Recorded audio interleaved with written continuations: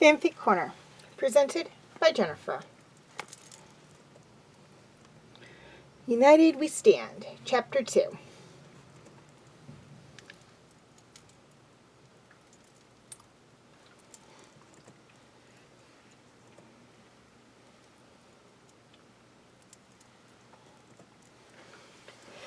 It didn't take the guards long to figure out that the shouting coming from the playroom was just the sound of kids at play. Today, when Ophelia entered the playroom with a tray piled high with sandwiches and a pitcher of nice cold milk, she found Soren, Kazi, and Pyrrah playing with Soren's toy soldiers and new toy owls and Pyrrah's new toy dragons on one side of the room, and Callum and Rayla playing house on the other. Claudia was nowhere to be seen.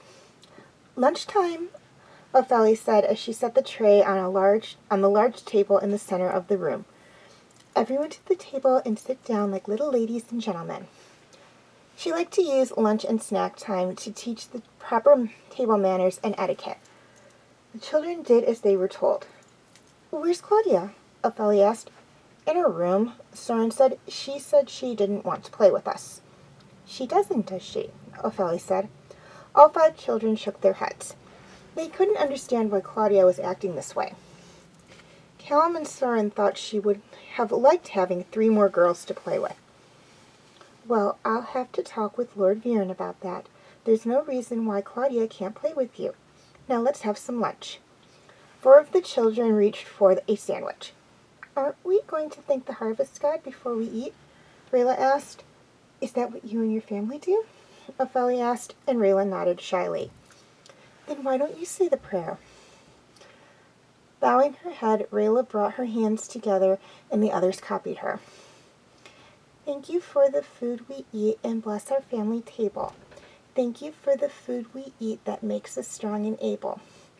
Harvest God, we thank you for this food, for rest and home and all things good, for wind and rain and sun above, but most of all for those we love," Rayla said, reciting the prayer the way Ruan and Itari had taught her. "Can we eat now?" Soren asked. "I'm hungry." Lunch was uneventful as the children traded stories and practiced the etiquette Ophelia was teaching them. All 5 children remembered to say please and thank you and ask for things out of reach to be passed to them. Once lunch was finished, the children carefully put the cups and plates back on the tray before going back to their games. Ophelia would let them play for a few more hours before she rounded them and Claudia up to get cleaned up for dinner. While the children played, they had no idea that their parents and guardians had stopped by the playroom to check on them. "All right, children," Ophelia said, entering the playroom. "Put your toys away. It's time to get cleaned up and changed for dinner." "Do we have to?" Soren asked. "We want to play some more," Pyrrah said. "You can play more tomorrow," Ophelia said. "But right now it's time to get ready for dinner. Go wash up and change clothes." Slightly complaining, the children did as they were told. This was going to be the first dinner the elves and dragons would have with the humans. And, if things went well, it would be the first of many. After getting cleaned up, the children followed Ophelia to the dining room, Claudia complaining the whole time about having to eat with elves and dragons. The table had been set for 16, with 6 places set for the children at one end of the table and 10 places for the adults at the other. The children were talking and laughing while they had the first course, except for Claudia, who ignored everyone. "It's so nice to see the children getting along so well," Sarai said. "Ophelia told me that Callum, Rayla, Soren, Kazi, and Pyrrah played together all morning and afternoon." "It's good to see Rayla with friends," Atari said. "Back in the Silver Grove, she never played with the other children." Dinner progressed much in the same manner, with the adults engaged in grown-up conversation and the children laughing and joking. Only Claudia and Duren seemed uncomfortable. Dinner consisted of food from Katolis, Lux Aurora, the Silver Grove, Star Falls, Fair Winds, and Paradise Meadow. Ever since Saffron had come to live at the castle, the chef had become accustomed to preparing Xadian food. "A special treat for dessert," the chef said, "requested by one of our guests from the Silver Grove." "Moonberry surprise," Rayla said excitedly. "Your favorite," Atari said. The children, with the exception of Claudia, didn't need any encouragement and quickly dove into their desserts. "This is good," Soren said. "I can see why you like it," Callum said to Rayla. "Normally I like things hot, but this isn't bad," Pyrrah said. "This is better than sunberry shortcake," Kaz said. The rest of the evening passed with some light entertainment. Stories of times before the divide were exchanged, and slowly the children began to drift off. "I think it's time to get the children to bed," Sarai said, as Callum, Rayla, Soren, Kaz, and Pyrrah struggled to stay awake. "We're not sleepy," Callum said, yawning as his mother and Fire Rose led the children out of the room. Sarai led Callum and Rayla to their rooms, while Fire Rose took Soren, Kaz, and Pyrrah to theirs. Callum and Rayla had adjoining rooms, and Sarai had done her best to make Rayla's look like a princess's room. Both Rayla and Callum were practically falling asleep as Sarai helped them get ready for bed. It had been a busy day. "Okay, you two," Sarai said once Callum and Rayla were ready for bed. "Time to go to bed." "Can we have a bedtime story, Mom?" Callum asked. "Please?" 2 pairs of eyes looked at her, and Sarai couldn't say no. "Okay, what story do you want?" "This one," Rayla said, picking up a book off her nightstand. "It's my favorite." Sarai looked at the book. It was called The Shadowpaw King, and looked well used, which meant it was much loved. She began reading about the story about a Shadowpaw kid named Eclipse, who was destined to rule over the other animals as king, but only got as far as Eclipse's father being killed by his jealous brother before Callum and Rayla fell asleep. Not wanting to wake them, she decided to leave them be. "Sweet dreams, little ones," she said, tucking them both in and putting out the candle.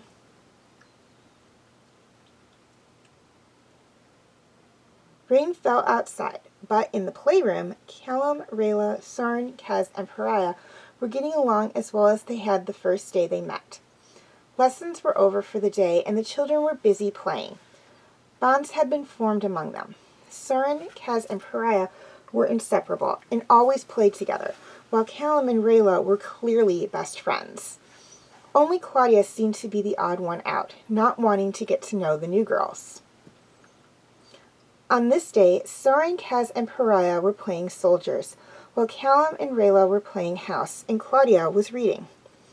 But, despite the fact that the others weren't being particularly loud, their game seemed to be annoying Claudia. "Can you be quiet?" she finally said. "We're just playing, Claudia," Callum said. "What's with you, Claudia?" Soren said. "You've been acting like this since the elves and dragons came to live here." Claudia looked away, unwilling to tell them the truth. "You don't like having them here, do you?" No, I don't. I like things the way they were before they came, when Daddy was respected for his magic and we were taught what actually caused the divide. Now King Harrow doesn't take Daddy's advice, we aren't taught the proper history, and those three have completely ruined playtime. What's going on in here? Came an authoritative voice. Queen Sarai stood in the doorway of the playroom, clearly not amused by the fighting she had heard. The queen had expected distrust among the adults, but had thought the children would get along. Clearly, Claudia wasn't going to see the elves and dragons as friends as easily as Callum and Soren had. Claudia said that Soren started before his sister shot him a look. I heard her. Claudia, you owe Rayla, Kaz, and Pyrrah an apology. Claudia looked away, making it no move to apologize. Very well then. If you won't apologize, you can have dinner in the kitchen tonight.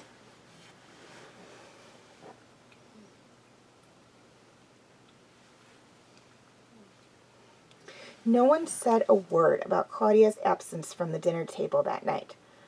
The word of her outburst and punishment had spread through the castle. There was even talk that she wouldn't be allowed to go on the trip to Lux Aurora. The other children didn't say anything about Claudia's punishment.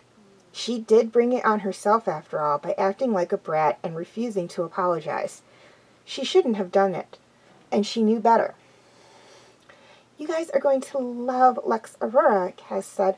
We call it the Golden City. I can't wait to see it, Soren said. What's the Silver Grove like? Callum asked, looking at Rayla. It's always twilight there, Rayla said, and there's this huge tree where we used to live with a small pool to one side. And it's hidden by a magical barrier. Maybe we can stop there on the way back. I'd love to see where you lived. Maybe, if the adults say it's all right. At the other end of the table, the adults were also talking about the trip. I sent word to my sister, so she'll be expecting us, Jenna said. I can't wait to see your city, Sarai said. From what you told us, it sounds beautiful. It is, Jenna said. When the sun hits the buildings just right, they glow. It sounds beautiful, and it was nice of your sister to invite us.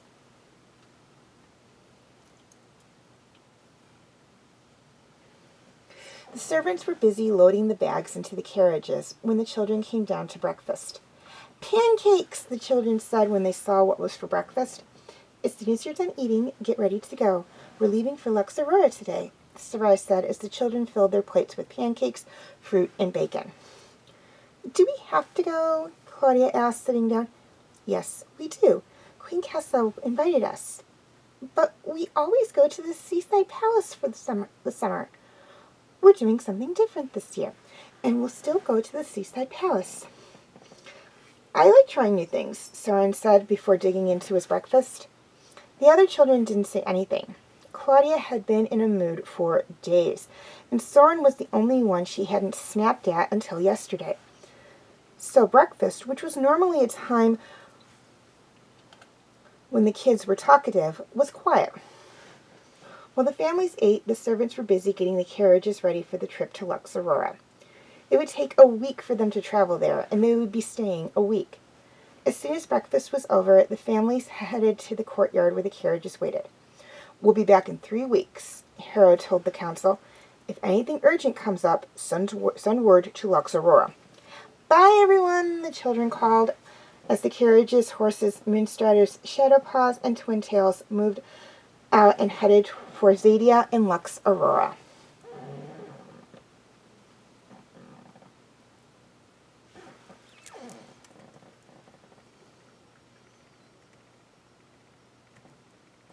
Okay, before I sign off, I'd just like to say that if anybody has a fanfic they would like me to do a reading on, or a short story for fanfic or short Fanfic Corner or Story Corner, you can feel free to leave it at my Tumblr account, Facebook page, or Facebook group. I will have the link for all three in the description section.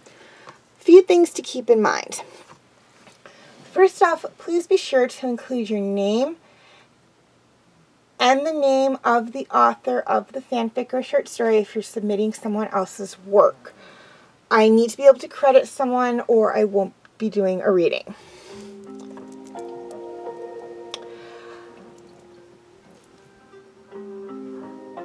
Second, please keep them short. I like to keep these videos between 15 and 20 minutes, but if I really like the fanfic or short story and it is long, I will divide it up into parts. Please keep them clean and appropriate. I will clean up and gloss over any parts or words that I feel are inappropriate to children or sensitive audiences, but if there's too much, I just won't do a reading.